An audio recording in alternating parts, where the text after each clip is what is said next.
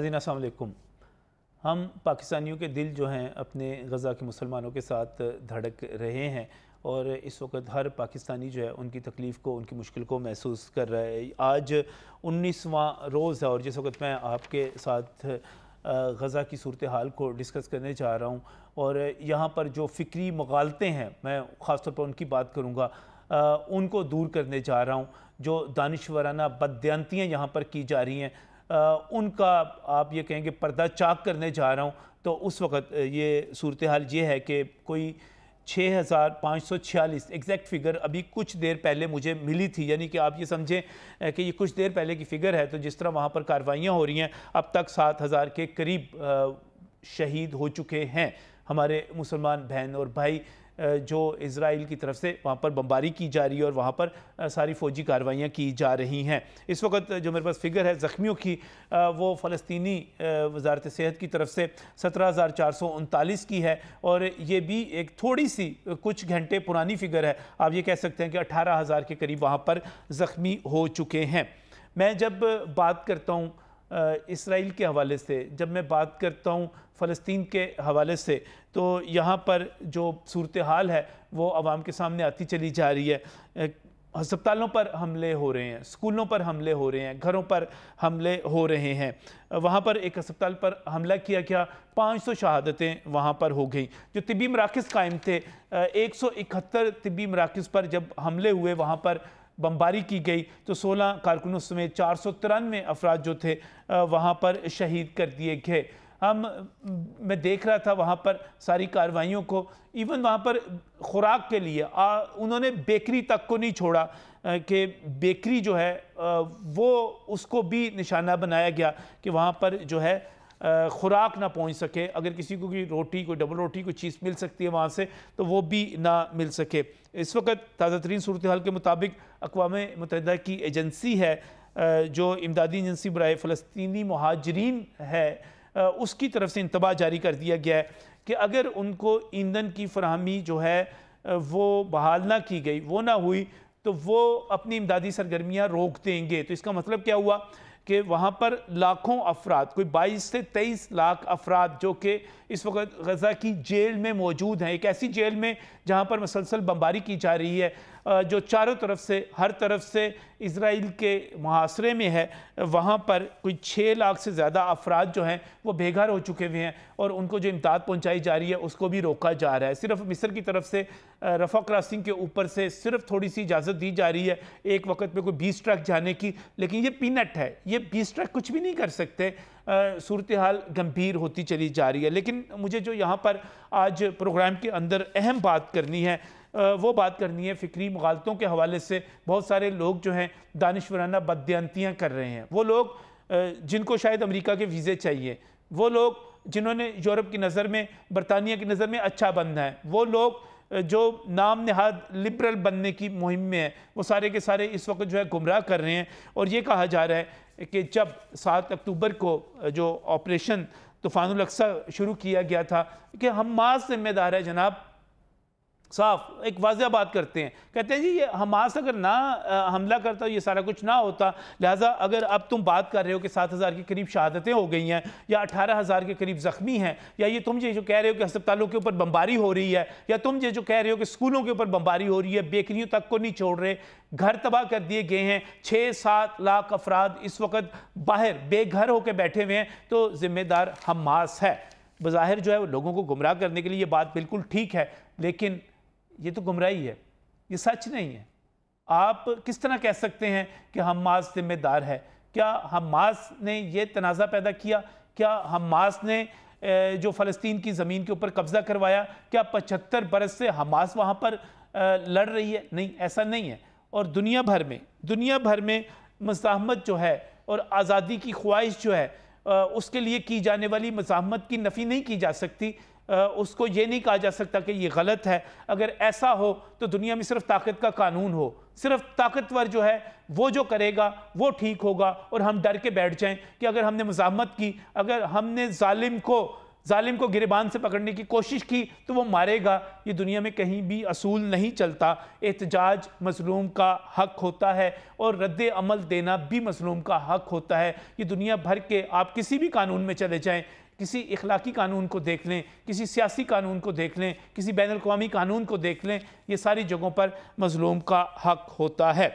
अब ये कहा जा रहा है कि जी अमन नहीं है तो इसकी वजह हमास है। तो आप मुझे ये बताइए कि अमन की कीमत क्या कब्ज़ा हो सकता है, हमेशा कब्ज़ा रहे? क्या अमन की कीमत जो है वो जुल्म हो सकता है कि वो जुल्म करते रहें, अपना कब्ज़ा बरकरार रखें, ग़ुलाम बना के रखें और इस कीमत पर अमन बरकरार रहे? तो ये तो अमन की कोई कीमत नहीं है। ये तो कहीं भी कोई भी अपना कोई भी गली मोहल्ले से उठकर अमेरिका तक, अक़वाम मुत्तहिदा तक, बड़ी बड़ी रियासतों तक कोई भी उठेगा और जाकर किसी प्लॉट पर कब्जा कर लेगा और वो कहेगा कि तुम इस पर रिएक्ट ना करना क्योंकि इसके नतीजे में अमन ख़राब होगा, तो ये दुनिया में कहीं भी काबिल तस्लीम नहीं है। आज़ादी की जंग जो है वो हर किसी का हक है, आज़ादी मांगना हर किसी का हक है। और इसराइल के बारे में ये कहा जाता है कि वो एक नाजायज़ रियासत थी, है और रहेगी। हमास की बड़ी कामयाबी ये है कि उसने इस मसले को दुनिया का अहम तरीन मसला बना के रख दिया है। कोई इस पर चीखे मारें, कोई इस पर जो मर्जी कहे, उसने एक मरतबा इसको फिर हाईलाइट करके रख दिया है। अब ये सारी की सारी जो सूरत हाल है, मैं सिर्फ 2 और 3 नुकात आपसे बयान करूँगा। वो ये है कि हमास ने जो कामयाबी हासिल की उसने इसराइल की इंटेलिजेंस को नाकाम बना के रख दिया। इसराइल के मुकाबले में हमास ने जो कामयाबी हासिल की वो ये है कि वो आगे बढ़े और उसकी उस बाढ़ को, वो जो बड़ी अपनी टेक्नोलॉजी की बेस पे कहते थे, अपने दिफा को कहते थे हमारा दिफा तो नाकाबिल तस्खीर है, उसको तबाह करके रख दिया। और अभी इसराइल के अंदर खुद क्या होने जा रहा है इसके बारे में भी मैं आपसे बात करूंगा। मंसूर जाफ़र कुछ देर बाद हमारे साथ होंगे, आप एडिटर हैं अल अरबिया न्यूज़ के, माहिर अमूर मशरक़ वस्ता हैं, वो आपको बताएंगे, वो आपको प्रोग्राम के अगले हिस्से में बताएंगे कि खुद इसराइल की पोजीशन क्या है, वहाँ पर क्या हो रहा है इस वक्त। ये जो सारा कुछ इस वक्त जुल्म के साथ एक मैदान गर्म किया हुआ है, इसमें खुद इसराइल इसकी क्या कीमत पे कर रहा है, इस पर भी बात करेंगे। और सबसे आखिरी दलील मैंने आपसे ये देनी है कि बतौर पाकिस्तानी हम इससे पीछे नहीं हट सकते।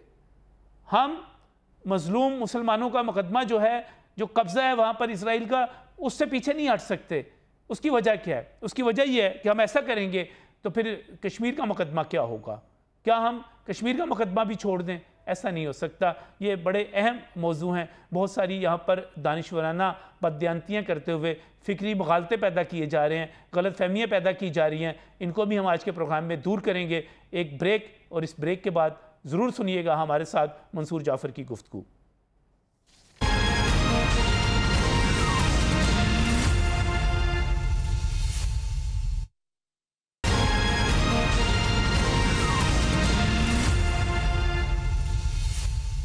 Welcome back from the break. नाज़रीन, जो गज़ा में सूरत हाल है वो दिन ब दिन तशवीशनाक होती चली जा रही है। जैसे कि हम इससे पहले आपको तफसील के साथ बता रहे थे किस तरह अक़वाम मुत्तहिदा की एजेंसी ने गज़ा में इमदादी सरगर्मियाँ रोकने का इंतबाह भी किया है। और इसका मतलब ये है कि वहाँ पर 6 लाख से ज़ायद बेघर जो अफराद हैं उनकी इमदाद रुक सकती है अगर ईंधन की फराहमी जो है UNRWA यानी कि इमदादी एजेंसी बराए फ़लस्तीनी महाजरीन जो है उसको रोक दी गई। इस वक्त सूरत हाल वहाँ पर है क्या, और बहुत सारी चीज़ें चूँकि हम तक जो पहुँचती हैं वो यकतरफ़ा तौर पर पहुँचती हैं। मीडिया पर एक ख़ास किस्म का कंट्रोल है और इंफॉर्मेशन का फ़्लो जो है वो एक ही तरफ से ज़्यादा है, उसकी वजह से सूरत हाल वाज़िया नहीं होती। इसराइल में क्या सूरत हाल है, गज़ा में, फ़लस्तीन में क्या सूरत हाल है, और वहाँ पर इस वक्त मज़ामत किस तरह जारी है और इसका मुस्तकबिल क्या है, इस पर बहुत ही माहिराना राय देने के लिए और अंदर की ख़बर को डिस्कस करने के लिए हमारे साथ मंसूर जाफ़र इस वक्त मौजूद हैं। मंसूर जाफ़र, आप एडिटर हैं अल अरबिया न्यूज़ के और माहिर अमूर मशरक़ वस्ता हैं। मंसूर साहब अस्सलाम वालेकुम। वालेकुम अस्सलाम। मंसूर साहब, इस वक्त मैं सूरत हाल की तरफ भी जाऊंगा, लेकिन मैं एक बुनियादी बात जो इस वक्त बहुत ज़्यादा फ़िक्री मगालता पैदा किया जा रहा है, और मैं अभी प्रोग्राम के पहले हिस्से में भी इस पर बात कर रहा था, और ये कहा जा रहा है कि आज जो कुछ भी सूरत हाल है, अगर हम ये कह रहे हैं कि 6,500 से ज़्यादा शहादतें हो गई हैं या 18,000 के करीब इस वक्त ज़ख्मी मौजूद हैं, तो कहा जा रहा है कि बुनियाद इसकी हमास है। और हमास ने जो ऑपरेशन तूफ़ानुल अक्सा किया था और जो पहले दिन हमले किए थे, आज 19वें रोज़ जो कुछ हो रहा है, ये असल में 7 तारीख को जो कुछ किया गया था उसका रद्द अमल है। आप इस फिक्री मुगालते को, एक जो गुमराह किया जा रहा है, और बहुत सारे हमारे इसमें, मुझे माजरत के साथ कहना है, हमारे अपने दानिश्वर भी शामिल हैं, आप इस पर क्या कहेंगे? बहुत शुक्रिया जी। मैं समझता हूँ कि जी ये उन्हीं लोगों का पैदा करदा फिक्री मुगालता है जिनके बुजुर्गों ने 1948 में जो है वो अर्ज़ फ़लस्तीन, अर्ज़ अंबिया पर जो है एक नाजायज़ इसराइली रियासत के क़याम के हवाले से राह हमवार की थी। और उससे पहले अगर आप दूसरी आलमी जंग के खात्मे के बाद जो एक साजिश तैयार की गई थी इस खित्ते में यहूदियों को लाके आबाद करने की, तो उस वक्त तो इतने बड़े पैमाने पे जो कत्ले आम जो है वो चाहे दीर यासीन का हो, वो काना का हो, या उसके बाद जब ये नासूर तश्कील दे दिया गया उसके बाद चाहे बैरूत में साबरा शतीला के कैंप हो, या 2007 से ऑनवर्ड लड़ी जाने वाली 4 जंगें हैं, वो तो हमास ने शुरू नहीं की थी, वो तो इसराइल ने ही शुरू की थी। और उसमें भी जो कैजुअलिटी फिगर है वो इतनी ही बड़ी तादाद में, क्योंकि अब जरा सोशल मीडिया के हवाले से एक बराह रास्त रसाई हो गई है, तो लिहाजा आपको चीज़ जो है वो बगैर किसी एडिटिंग या छलनी के आपके पास पहुंच रही है, तो आपको ये लग रहा है कि जैसे, लेकिन इस पूरे अमल में जो चीज़ नहीं दिखाई दे रही वो इसराइल के अंदर की सूरत हाल हम तक नहीं आ रही। अच्छा। कि वहाँ जो सूरत हाल है वो क्या है।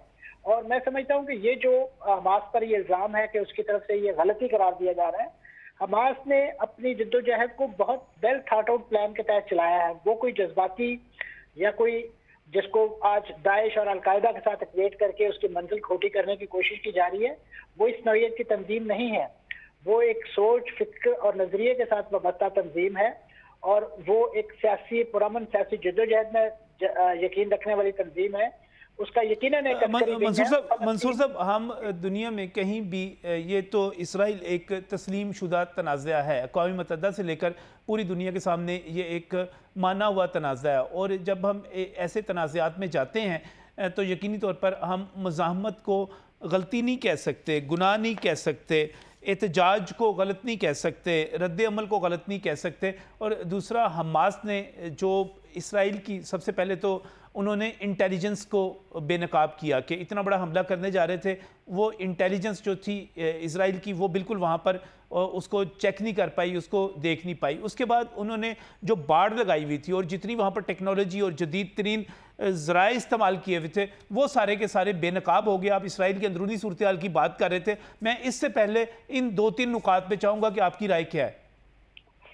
मैं समझता हूँ जी कि ये कम से कम उन लोगों के लिए कि जो इस वक्त इसराइल के साथ ताल्लुकात का जो ताना बाना बुन रहे हैं और उसके साथ अपनी खुशहाली, तरक्की और मॉडर्न जो गैजेट्स हैं उन गैजेटरी, उसके साथ एसोसिएशन का जो बड़ा रोज ढोल बजाते हैं और उसका प्रचार करते हैं, ये उनकी आंखें खोलने के लिए काफ़ी है कि ये इसराइल अपनी ही जो हिफाजत जो है, अपनी ही सरहद जिसको उसने एक बैन-अक़वामी सरहद करार दे रखा था, उसकी हिफाजत नहीं कर सका। तो उसकी वो टेक्नोलॉजी जो है वो कम से कम खित्ते के जो दूसरे ममालिक हैं, जो अरब ममालिक या पूरी दुनिया के साथ जिस तरीके से उसके ताल्लुकात के हवाले से बहुत बात की जाती है, तो वो सारी की सारी टेक्नोलॉजी जो है वो धरी की धरी रह गई है।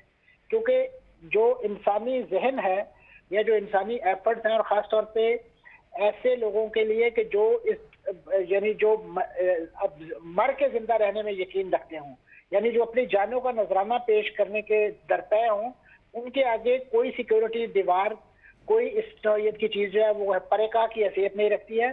आपके पड़ोस में कश्मीर के अंदर इसी नौइयत की जद्दोजहद जो है वो बपा है, और वो भारत की 8-9 लाख फौज के मुकाबले में जो है निहत्ते जो कश्मीरी हैं वो इसी नौइयत की उनकी जद्दोजहद है, मज़ाहमत है, इंडिजिनस मज़ाहमत है।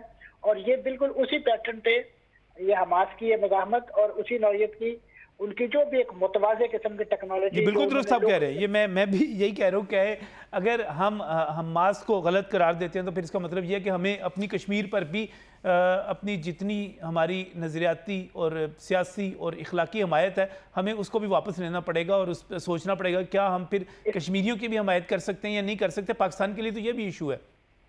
ये बहुत बड़ी ममासलत है इन दोनों कज़ियों के दरमियान। आप देखिए कि वहाँ पे मोदी सरकार जो है वो पंडितों को लाके जम्मू में और यहाँ से लाके आबाद कर रही है ताकि उनका डेमोग्राफिक सेटअप चेंज किया जाए, और यहाँ फलस्तीन के अंदर दुनिया भर से यहूदी जो है वो लाके आबाद किए गए ताकि मुसलमानों की जो आबादी है वो अकलियत में चली जाए और वहाँ उनका डेमोग्राफिक ऑर्डर जो है वो खत्म किया जाए।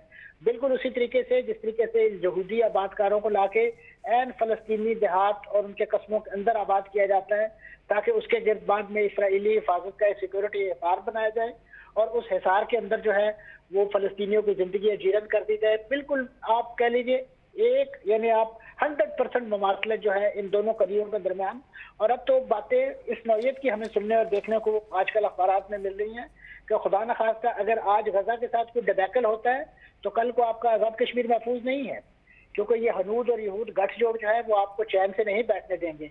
आप इस पूरे कजिए में हिंदुस्तान का रद्द अमल देखिए, उन्होंने एक बार भी इसराइल की मजम्मत नहीं की या इस मामले में फलस्तीनियों के साथ इजहार हमदर्दी या इजहार यकजहती नहीं किया।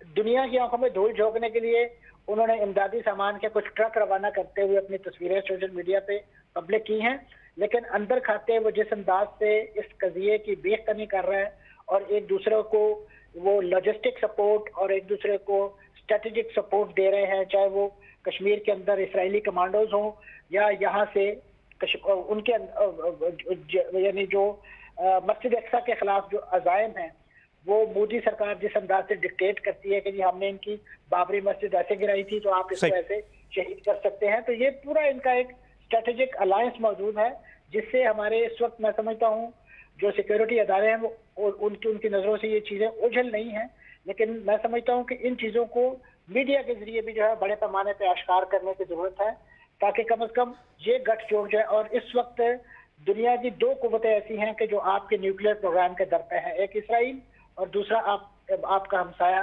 जिसने आपको कभी दिल से तस्लीम नहीं किया, भारत। और ये इस न्यूक्लियर प्रोग्राम के हवाले से जो अज़ाइम रखते हैं मैं समझता हूँ वो किसी से पोशीदा नहीं है। और पाकिस्तान का जो सबसे बड़ा डिफेंस या सद्दे जा रही है या डेटरेंस है वो यही कुव्वत है। सही। मैं वापस गजा की तरफ मंसूर जाना चाह रहा हूँ। वहाँ पर चूँकि बहुत सारे लोग जो हैं इसकी समझते नहीं है जोग्राफियाई हैसियत क्या है, किस तरह ये घिरा हुआ है, वहाँ पर इमदाद किस तरह पहुँच सकती है और वहाँ पर किन किन मुल्कों से रसाई हो सकती है। इस वक्त भी सिर्फ मिस्र की तरफ से कुछ इजाज़त मिली थी कि कुछ ट्रक दाखिल हों। क्या सूरत हाल है गजा की, किस तरह वो जो इसराइल ने उसका मुहासरा किया हुआ है, इतनी कामयाबी के साथ किया हुआ है, उसकी वजूहत क्या हैं? देखिए जी, गजा जो है वो एक लिहाज से चारों तरफ से आप कह लीजिए दुश्मनों में घिरा हुआ है। दुश्मन इस सेंस में कह रहा हूँ कि एक तरफ तो उसके इसराइल है और जो दूसरी तरफ उसके बहरा अहमर है, सॉरी मेडिटेरेनियन सी है, बहरा रूम है। और उसको जो दो ओपनिंग्स मिलती हैं, एक जो मिस्र के रास्ते जो रफा क्रॉसिंग कहलाती है और दूसरी उनकी है एरेस क्रॉसिंग जो बेसिकली जो जहाँ से कुछ फलस्तीनी जिनके पास ये परमिट है कि वो इसराइल के अंदर जाके काम कर सकते हैं मजदूरी के, वो लोग उस क्रॉसिंग को, तो जो एरेस क्रॉसिंग है वहां से उनका जो मेन जो कस्टम गुड्स हैं वो आती हैं, यानी बड़े ट्रॉलर जो हैं, ट्रक्स जो हैं वो वहां से आते हैं और इसराइल बाकायदा उनका कस्टम वसूल करता है और उसी अंदाज से जैसे टोल टैक्स लिया जाता है और फलस्तीनी वो अदा करने के बाद वो सामान गजा के अंदर आता है। जो रफा क्रॉसिंग है वो छोटी क्रॉसिंग है, वहाँ छोटे ट्रक और इस नौयत की चीजें तो आ सकती हैं, लेकिन इन दोनों जो सरहदी चौकियां हैं यहाँ पे यूरोपीय यूनियन के ऑब्जर्वर्स भी बैठे होते हैं। उनका काम वही है जो इस तरीके से हमारे लाइन ऑफ कंट्रोल पे अक़वाम मुत्तहिदा के मुबस्सरीन बैठे हुए हैं, फौजी मुबस्सरीन, जो बेसिकली लाइन ऑफ कंट्रोल पे होने वाली कोई भी जो किसी भी तरफ से कोई जो वायलेशन है उसको मॉनिटर करते हैं और अगर वो चीज़ बढ़ रही हो तो उसको कंट्रोल करने की कोशिश। तो इस वक्त इसराइल की बमबारी के नतीजे में जो रफा क्रॉसिंग से पूरा यूरोपीय यूनियन का जो सेटअप था, डस्ट था, वो सारे का सारा वैनिश हो गया है। तो अब एक लिहाज से बहुत ही, और ख़ासतौर पे जो सड़कें गजा के अंदर आ रही थी उन चौकी से बहुत बड़े पैमाने पे वहाँ पे बमबारी हुई है, जिसके नतीजे में वो सड़कें इंतहाई टूट फूट का शिकार हैं, जहाँ पर बड़े ट्रक और ट्रॉलर जो है बहुत मुश्किल से जो है वो गजा के अंदर सामान लेकर आते हैं। और इसके साथ जो मिस्र की साइड है वो कदरे सेफ है, लेकिन मिस्र की सरहद पर आने के बाद इसराइल की इजाज़त दरकार होती है और इसराइल आजकल वहाँ पे किसी भी जो ट्रक सामान का दाखिल होता है उसकी थॉरली चेकिंग करते हैं। आपने देखा होगा ऐसी तस्वीर कि उसमें एक एक पेटी को खोल के उसके सामान को चेक कर रहे हैं कि इसके अंदर क्या है, क्योंकि वो उनका ये कहना है कि हम कोई ऐसी चीज जो है अंदर नहीं जाने देंगे कि जो कल को इसराइल के मकासद या उसके एग्जिस्टेंस के खिलाफ मंसूर इस्तेमाल हो साहब, सके। ये तो गज़ा की सूरत हाल हो गई, और दूसरी तरफ वाकई बहुत सारी चीज़ें जो मीडिया पर नहीं आ रही वो है कि इसराइल की क्या पोजीशन है। वो एक बड़ी जंग शुरू कर चुका हुआ है, और बड़ी जंग शुरू करने के बाद यकीनी तौर पर वो ख़ुद भी मुतासर हुआ है।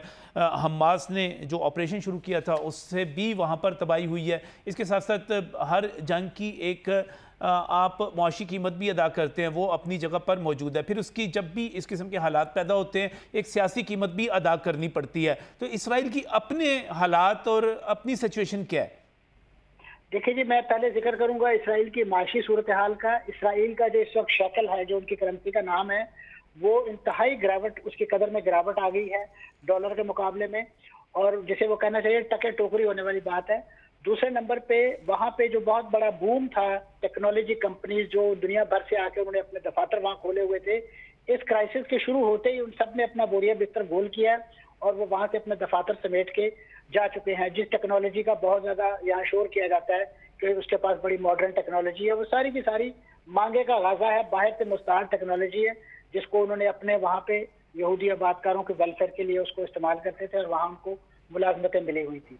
दूसरे नंबर पे जो वहाँ के जो उनका अपना जो सोशल फैब्रिक है, जिन यहूदी आबादकारों को वो बड़े पैमाने पे दुनिया भर से ला के यहाँ खुशहाली के ख्वाब दिखा के उन्होंने सेटल किया था, वो तमाम के तमाम इस जंग के शुरू होते ही मुख्तलिफ चार्टर्ड फ्लाइट लेके, क्योंकि उनमें से मोस्टली ड्यूल नेशनल हैं, जिन मुल्कों से वो आए हैं या अमेरिका बरतानिया के नेशनल हैं, वो तमाम के तमाम यहाँ से जो है अब रख्ता सफर बांध के बहरी जहाज़ों के जरिए जो खुसूसी अरेंजमेंट किए गए वो इसराइल छोड़ रहे हैं।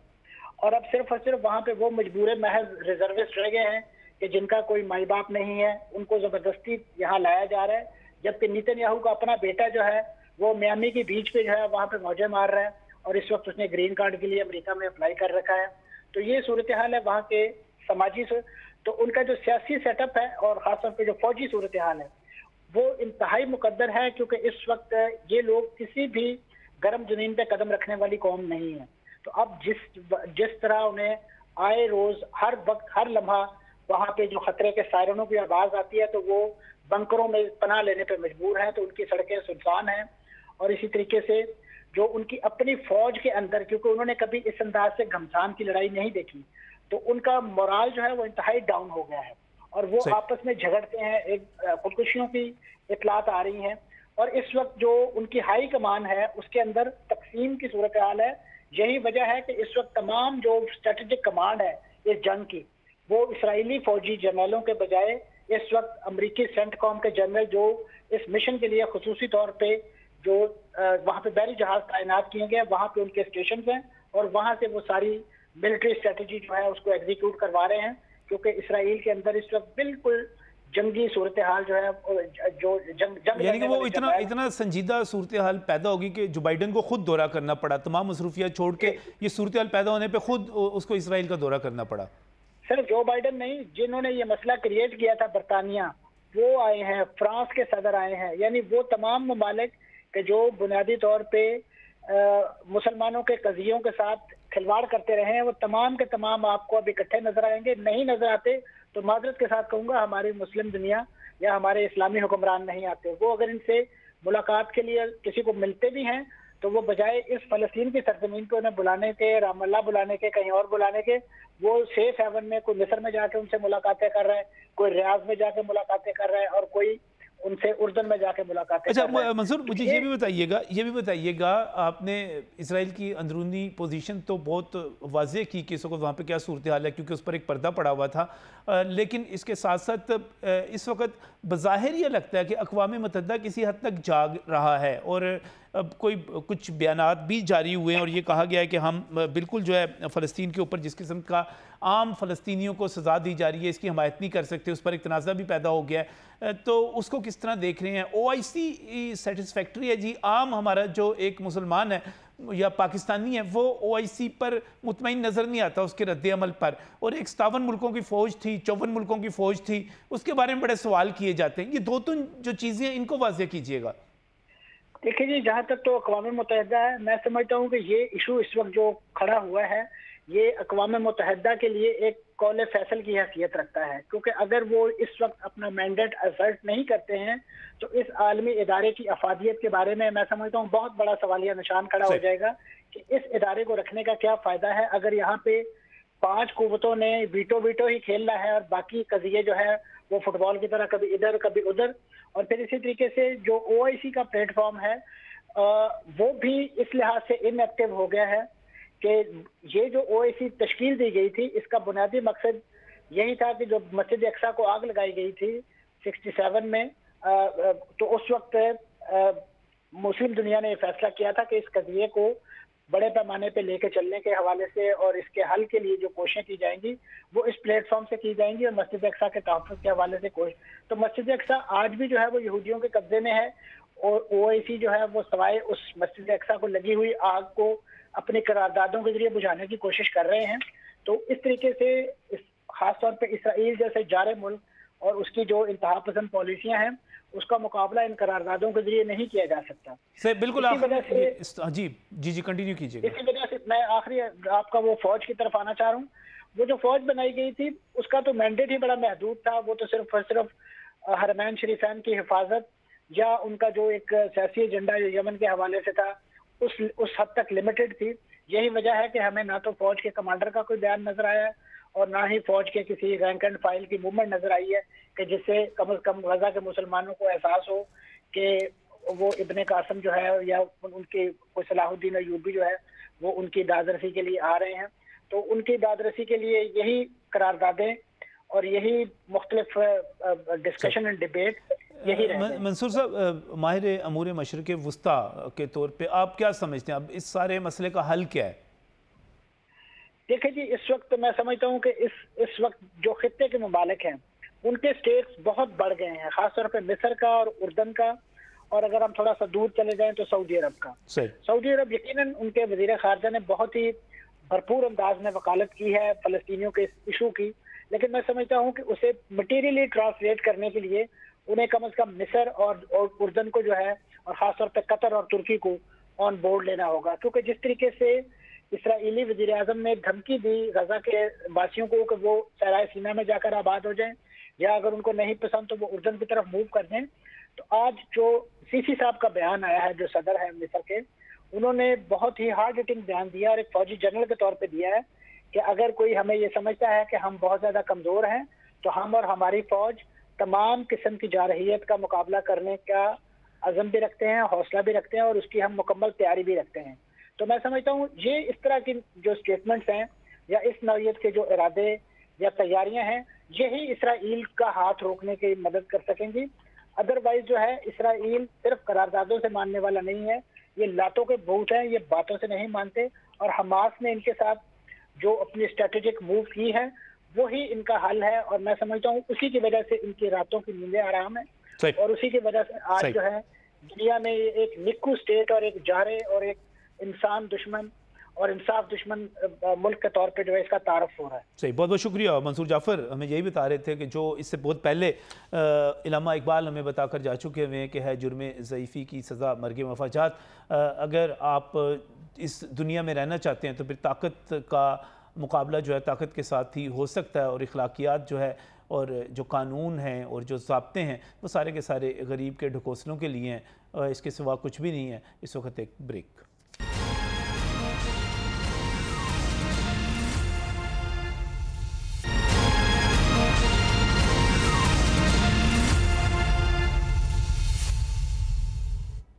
जी नाज़रीन, जो सूरत हाल है इस वक्त गज़ा में और जो इसराइल की पोजीशन है या उस वक्त इस पूरे तनाज़े की सिचुएशन है वो अभी आपको एडिटर अल अरबिया न्यूज़ मंसूर जाफ़र जो कि माहिर अमूर मशरिक़ वस्ता हैं, मिडल ईस्ट के मामलों को बेहतर तौर पे समझते हैं, वो बड़ी तफसील के साथ आपको बता रहे थे। इसके साथ ही जब बात की जाती है इमदाद के हवाले से और साथ देने के हवाले से, तो मैं यकीन करें ये कहता हूँ कि पाकिस्तानी कौम हमेशा आलमी इस्लाम के साथ अपने इस्लामी भाइयों के साथ चलती है, इनके दिल उनके साथ धड़कते हैं। इस वक्त भी मेरे पास जो खबर मौजूद है वो ये है कि अल खिदमत फाउंडेशन जो कि जमात इस्लामी की तंजीम है और रफ़ाई कामों में हमेशा बढ़ चढ़ के आगे होती है, इस वक्त कोई 10 करोड़ के लगभग जो सामान है इतनी मालियत का या उससे भी ज़्यादा भिजवा चुकी है। लेकिन जब हम ये खबर देखते हैं कि एक तरफ अक़वाम मुत्तहिदा की एजेंसी कहती है कि गज़ा में वो इमदादी सरगर्मियाँ रोक देंगे क्योंकि उनको ईंधन फ्राहम नहीं किया जा रहा, और उसके नतीजे में लाखों अफराद जो कि वहाँ पर बमबारी से बेघर हो चुके हुए हैं, उनका क्या बनेगा? ये सारी इमदाद की सूरत हाल है क्या? इस पर मोहम्मद अब्दुल शकूर जो कि प्रेसिडेंट हैं अल खिदमत फाउंडेशन के, उन्होंने कतर का दौरा भी किया। वहाँ पर जाकर बैन अवी सतह पर इमदाद की फराहमी के हवाले से जितने इंतजामात थे या जो कुछ हो सकता था उस पर एक कोऑर्डिनेशन भी की। ये सारी सूरत हाल है क्या? चलते हैं इस वक्त मोहम्मद अब्दुल शकूर की तरफ जो कि हमारे साथ इस वक्त मौजूद हैं। आप प्रेसिडेंट हैं अल खिदमत फाउंडेशन पाकिस्तान के। अब्दुल शकूर साहब, अस्सलाम वालेकुम। जी वालेकुम अस्सलाम रहमतुल्लाह, बहुत शुक्रिया आपका। अब्दुल शकूर साहब, ये क्या सिचुएशन है इस वक्त? आप चूँकि कतर भी गए और आपने चीज़ों को करीब से जाकर देखा, तो गज़ा में इस वक्त क्या सूरत हाल है? ख़ास तौर पे जब हम बात करते हैं घरों पर बमबारी के हवाले से, मसाजिद पर, तिब्बी मराकज़ पर, स्कूलों पर, हर जगह पर क्या सूरत हाल है? गजा की सूरत हाल बहुत हौलनाक है। ये तो सिर्फ टीवी के सामने बैठकर भी उसकी तस्वीरें नहीं देखी जा सकती। जो बच्चे शहीद हो रहे हैं, जो ख़वातीन के साथ जुल्म हो रहा है, जो पानी न मिलना है। अभी आपने कल ये खबर पढ़ी होगी कि ये जो बरतानिया के साथ जो है हमारा क्या नाम है इसका, ग्लासगो का जो प्राइम मिनिस्टर है, इसके ससुराल वाले वहाँ फंसे हुए हैं और वो बहुत चीख चिल्ला रहे हैं कि दुनिया को कि हमें यहाँ से निकालने की कसरत की जाए। तो सूरत हाल तो बहुत ही ज़्यादा गंभीर और खौफनाक है, और इसराइल की ढिठाई जो है वो सारी दुनिया को नज़र आ रही है। लेकिन यूएन के सेक्रेटरी जनरल भी और इस वक्त आलमी ज़मीर में भी बेशुमार दुनिया के ममालिक में एहतजाज हो रहे हैं कि इस जंग को रुकना चाहिए, और वो जो 22 करोड़ लोग गजा के अंदर एक जेल के अंदर फंसे हुए हैं, उनके लिए आसानियां पैदा करने की सूरत की जाए। रफा का जो बॉर्डर है उस पर कई 100 ट्रक खड़े हैं, और इस वक्त ज़्यादा से ज़्यादा 20 ट्रकों को अंदर जाने की इजाज़त दे रहे हैं वो। लेकिन मैं तवक्को कर रहा हूँ कि जो प्रेशर है उसके नतीजे में अगले 5-7 दिनों में ज़रूर कुछ आसानियाँ पैदा होंगी और मदद पहुँचने की सूरत हाल बनेगी। मेरा भी दौरा जो था वो इसी हवाले से था कि हम जो इंटरनेशनल NGOs हैं, जिनमें से बहुत सारों के दफातर इस वक्त भी गजा के अंदर मौजूद हैं, वो बहुत रिस्क लेकर, अपनी जानों का रिस्क लेकर हेल्थ में भी और फूड डिस्ट्रीब्यूशन में भी काम कर रहे हैं, और वो हमारे पार्टनर के तौर पर भी काम कर रहे हैं। तो उनके साथ कोऑर्डिनेशन को ज़्यादा से ज़्यादा बेहतर बनाएं। उसी के साथ साथ हम पाकिस्तान में NDMA के साथ इश्तराक करके कर रहे हैं। कल मैं इस्लामाबाद में मिला था चेयरमैन NDMA को, इनाम साहब को, और वो भी जो सामान जमा हुआ है उसको एयरलिफ्ट करके मिस्र पहुंचा रहे हैं। जाहिर है कोई सर्टेनिटी नहीं है कि ये सामान अंदर कब जाएगा। अच्छा। लेकिन हम कोशिश ये कर रहे हैं कि जो सामान भेजें वो ऐसा हो, मसलन अद्वियात के साथ जो है वो कम से कम 9 महीने का एक्सपायरी का टाइम पीरियड मौजूद हो। इसी तरह जो कैन फूड भेज रहे हैं वो भी कई महीनों तक उसकी महफूज रहने की सूरत मौजूद हो। पेरिशेबल चीज़ कोई नहीं भेज रहे। ख़वातीन और बच्चों के लिए भी ऐसी चीज़ें हैं जो लॉन्ग लास्टिंग हो ताकि उनके काम आती रहें। इस वक्त अब्दुल शकूर साहब, अभी आपने कहा कि चेयरमैन NDMA से भी मिले और पाक फ़ौज की तरफ से भी हमें ये खबरें मिली कि उनकी तरफ से भी सामान भिजवाया गया, और आप जमात इस्लामी की तरफ से अल खिदमत फाउंडेशन भी ये काम करिए कि आम आदमी जो है अगर डोनेट करना चाहे, साथ चलना चाहे, तो वो क्या करे? काम पाकिस्तानी किस तरह मदद कर सकता है? देखिए, एक तो पाकिस्तानियों को ये समझना चाहिए कि ये आम तरह के हालात नहीं है कि जिसमें सामान और गुड्स को इकट्ठा करके वो भेजें। एक ही सूरत है मुमकिन, और वो है कैश की सूरत में, और हम सिर्फ केयरफुली सिलेक्टेड दवाइयाँ और वो सामान खुद खरीदें जिसका वहाँ पहुँचना ज़रूरी है। सो पाकिस्तानियों के हम शुक्रगुजार हैं जब से अल खिदमत ने इस कैंपेन का आगाज़ किया। अभी पिछले सैटरडे तक ये कुछ 65 करोड़ रुपए की इमदाद हम तक पहुँची। आज मैं आपको खबर दे रहा हूँ कि अल्हम्दुलिल्लाह हमने 1 करोड़ रुपया पाकिस्तानियों की मोहब्बतों ने अल खिदमत के हवाले 1 अरब रुपया मैं माजरत के साथ वो वसूल हो चुका है और हम इसी दौर में हैं कि या तो सामान उससे खरीदें। एक दूसरा काम जो अहम है वो ये है कि हम इंटरनेशनली डॉक्टर्स को, पाकिस्तान से डॉक्टर नहीं जा सकते इसलिए कि मिस्र के लिए वीज़ा लेना बहुत मुश्किल काम है, लेकिन यूके में मौजूद पाकिस्तानी डॉक्टर अल खिदमत के हमदर्द या यूएसए में या ऑस्ट्रेलिया में उनको वीज़े की ज़रूरत नहीं है, वो सीधा रफा बॉर्डर पहुंच सकते हैं और अगर अंदर जाने के इम्कानात हों तो वो चंद घंटों में पहुंच सकते हैं। सो हमारा दूसरा काम ये होगा कि डॉक्टर्स को लाइन अप करें और बहुत सारे वॉलंटियर्स हैं, दर्जनों, जो सर्जरीज के लिए वहां जाने के लिए तैयार हैं इक्विपमेंट समेत, तो हम उनके ज़रिए से इस मदद को पहुँचाएँ। इस वक्त अब्दुल शकूर साहब सवाल ये किया जा रहा है कि अगर गज़ा का मुहासरा किया हुआ है और सिर्फ 20 ट्रक जो है एक मौके पर वो अंदर जाने की इजाज़त दे रहे हैं, तो हम ये सामान जो है जमा भी कर लें तो ये पहुंचाया कैसे जाएगा? ये तो गज़ा जो है पूरी तरह मुहासरे में है और उसकी एक जोग्राफी हैसियत इस किस्म की है कि एक तरफ आपको समुंदर मिल जाता है, दूसरी तरफ इसराइल मिल जाता है, तो आप वहाँ पर पहुँचना बड़ा मुश्किल है। ये हमारी इमदाद पहुँचेगी किस तरह? मैं आपसे दो बातें अर्ज करना चाहता हूँ। एक दुनिया की कोई तवील जंग भी ऐसी नहीं है जिसका इख्तिताम बिलाखिर ना हो और लोगों तक पहुँचने के इम्कानात ना हो। सही। ये जंग को बहरहाल अगले कुछ अरसे में एंड होना है और 22 लाख इंसानों तक कितने मारेंगे? 1 लाख मार लेंगे, 2 लाख मार लेंगे, बाकी लोगों का क्या होगा? तो इन लोगों तक मदद दुनिया ने पहुंचानी है और रास्तों ने खुलना है। इंसान उम्मीद पर जिंदा है। हम ये नहीं कर सकते कि 3 हफ्ते बाद अपील करें लोगों से कि पैसे दें और हम उसको भेजना चाहते हैं। हम प्रिपेयर्डनेस की सिचुएशन में मौजूद रहना चाहते हैं, फाइनेंशियली भी, मेडिकली भी और वॉलंटरीली भी। तीनों सूरतों में अल खिदमत अल्हम्दुलिल्लाह अपनी तैयारी रखे हुए हैं और जो इंसानी खिदमत हमसे हो सकेगी उसके लिए हम देर नहीं लगाएंगे जब भी मौका बन गया। अब्दुल शकूर साहब, आप कतर तशरीफ़ लेकर गए और यहाँ पर जो सूरत हाल है उसमें दुनिया जो है इस तनाज़े के ऊपर तकसीम नज़र आती है और दुनिया के ताकतवर ममालिक जो हैं वो इसराइल के हक़ में करारदाद को वीटो भी करते हैं, सपोर्ट भी करते हैं। जो बाइडन ख़ुद वहाँ पर पहुँचते हैं, बरतानिया अपना रोल प्ले करता है इसराइल के हक़ में। ऐसे में आप समझते हैं कि NGOs जो हैं अपना काम कर सकती हैं, मदद इकट्ठा कर सकती हैं, दुनिया उनके साथ चल सकती है जब दुनिया के ताकतवर ममालिक जो हैं वो इसराइल के साथ खड़े हुए हैं? मुझे इससे इत्तेफाक है कि हमें एक बड़ी खौफनाक सूरत हाल का सामना है, लेकिन मैं अपने ईमान की बुनियाद पर यह कहता हूँ कि यही वो लम्हे होते हैं जहाँ चिड़ियाँ भी आजमाई जाती हैं कि आग लगे तो वो अपनी चोंच में पानी लेकर जाएं कि न जाएं। सही। उन्हें साबित करना होता है कि वो आग बुझाने वालों में शामिल हैं, चाहे एक कतरे पानी के जरिए से ही।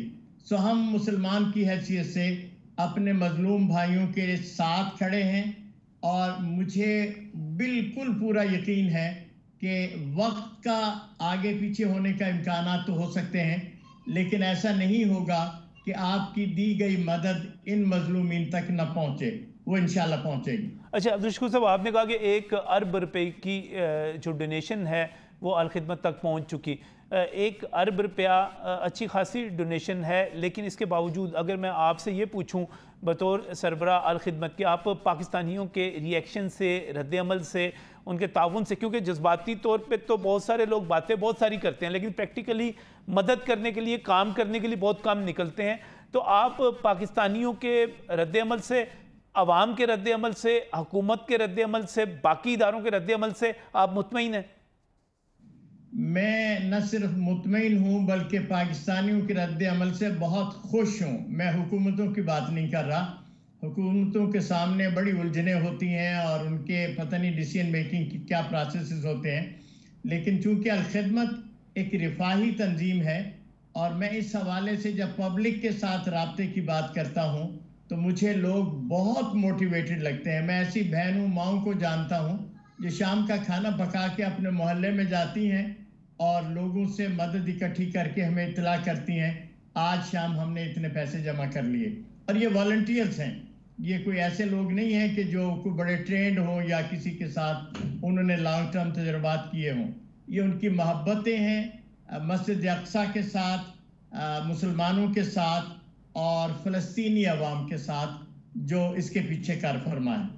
अब्दुल साहब, एक और चीज़, हम अल खिदमत फाउंडेशन को देखते हैं, ज़लज़ला आ जाए, सैलाब आ जाए, कोई और आफत हो, मुसीबत हो, परेशानी हो, अल खिदमत फाउंडेशन हमें नज़र आती है।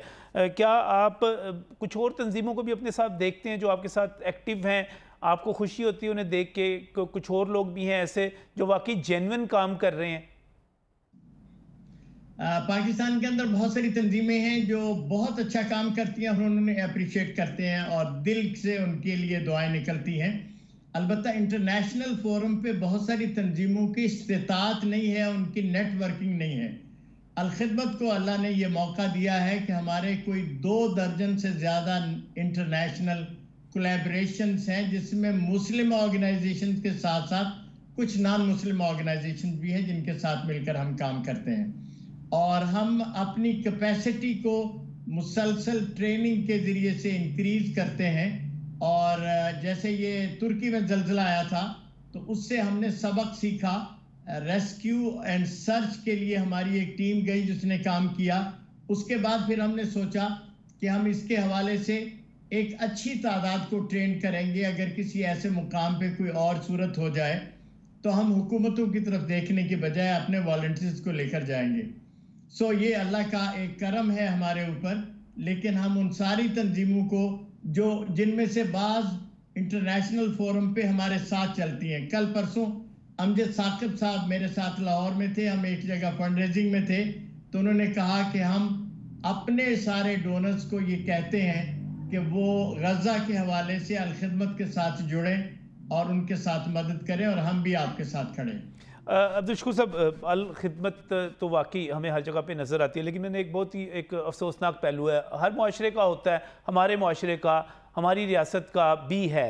वो ये है कि जब भी कोई इस किस्म की वाक़यात होते हैं, इस किस्म की चीज़ होती है, तो जहाँ पर आप जैसे लोग और अल खिदमत जैसी तंजीमें आती हैं, अमजद साकिब जैसे लोग आते हैं, बाकी लोग आते हैं, उनमें बहुत सारे फ्राडिये और नौसरबाज भी आ जाते हैं, लुटेरे भी आ जाते हैं और चक्कर देने की कोशिश करते हैं, पैसे हथियाने की कोशिश करते हैं लोगों से। ये इस मौके पर भी मुझे कुछ नज़र आ रहा है। इन नौसरबाजों से, इन हथियारों से, इन चक्कर देने वालों से, फ्राडियों से कैसे बचा जाए? देखिए, आपने बड़ी दिलचस्प बात की है। आप भैंस से दूध लेने जाते हैं ना, और दूध बहुत अच्छा होता है, उस तक पहुंचने के लिए आपको कीचड़ में से गुजरना पड़ता है। सही। और दाएं बाएं गंदगी भी मौजूद होती है। हर माशरा अपने साथ बहुत सारी चीजें ऐसी लेके आता है, लेकिन पाकिस्तानी लोगों के साथ हम बड़े साफ अल्फाज में जो बात करते हैं वो ये है, हम कैश डोनेशन सिर्फ अपने कैंपों के जरिए से करते हैं जहां अल खिदमत वाले मौजूद हैं। बाकी सारे लोग डोनेट करें हमारे अकाउंट पर। हमारे अकाउंट सारे के सारे सोशल मीडिया पर और इलेक्ट्रॉनिक मीडिया पर जो हमारी एड्स आ रही हैं उसके अंदर मौजूद हैं। एक ही अकाउंट है पूरे पाकिस्तान का। ये नहीं होना चाहिए कि लोग कंफ्यूज होते रहें मुख्तलिफ अकाउंट्स के जरिए से। अल खिदमत गजा के हवाले से जो अकाउंट यूज कर रही है, लोगों को एहतियात के साथ उसी के साथ अपने अतियात को देना चाहिए। सही। और अल खिदमत पर ट्रस्ट किया जा सकता है क्योंकि अल खिदमत के रवाबित मौजूद हैं, इनका नेटवर्क मौजूद है और ये आगे पहुंचा सकते हैं। लेकिन बहुत सारे ऐसे लोग हैं जो आगे चीज़ें नहीं पहुंचा सकते। और अगर कोई अपने तौर पे जमा कर रहा है, मैं सब लोगों को बुरा नहीं कह सकता, बहुत सारे लोग नेक नीयत के साथ काम करते हैं, वो भी अल खिदमत के साथ जुड़ सकते हैं आके। जनाब, अल खिदमत के साथ तो सिर्फ पाकिस्तानी नहीं और सिर्फ मुसलमान नहीं, हर शख्स जुड़ सकता है। और हमें डोनेशंस नॉन मुस्लिम्स के भी मिलते हैं, बरतानिया से भी मिलते हैं, अमेरिका से भी मिलते हैं, ऑस्ट्रेलिया से भी मिलते हैं। जो हमारी वहाँ ब्रादर ऑर्गेनाइजेशंस हैं वो उनके साथ इस तरह के मामलात में ताउन करते हैं और हम हर एक के मशहूर हैं। पाकिस्तान में अक़लियतें भी इस हवाले से हमारे साथ डोनेशन में शामिल हैं। जी, बहुत बहुत शुक्रिया। आप बिल्कुल दुरुस्त बात कर रहे हैं अब्दुल शकूर साहब, आप पर ट्रस्ट किया जाता है क्योंकि अल खिदमत फाउंडेशन हमें हर मौके पर, हर जगह पर, मैं एक कारकुन सहाफ़ी के तौर पे कहता हूँ, जब मैंने ज़लज़ले में जाकर देखा वहाँ पर अल खिदमत मौजूद थी, जब मैंने सैलाब में जाकर देखा तो वहाँ पर मौजूद थी, हर मुसीबत में कहीं पर कोई धमाका हो जाता है, कुछ हो जाता है तो अल खिदमत मौजूद होती है। तो हम ट्रस्ट भी करते हैं और ये आपकी तरफ से बड़ी ख़बर है और बड़ी अच्छी ख़बर है कि पाकिस्तानियों ने अब तक 1 अरब रुपए के अतियात जो हैं वो अल खिदमत को दिए हैं ताकि वहाँ पर मदद की जा सके। यकीनी तौर पे ये बड़ी रकम है और अभी मज़ीद इसकी ज़रूरत है। और हमारे पाकिस्तानी जो इस पर काम कर रहे हैं, हमारी फ़ौज इस पर काम कर रही है, NDMA कर रही है। मैं पाकिस्तानी फ़ौज की तरफ से भी देख रहा था कि जो इमदाद दी गई थी उसके भी ट्रक रवाना होने की कुछ वीडियोस और तस्वीरें हम तक पहुंची थी। अल-खिदमत फाउंडेशन अपनी जगह पर मौजूद है। अभी डॉक्टर अमजद साकिब का नाम लिया जा रहा था और उनकी तंजीम जो है वो भी अपनी जगह पर अखवत बहुत ज़्यादा काम करती है, उनके डोनर्स अपनी जगह पर मौजूद हैं।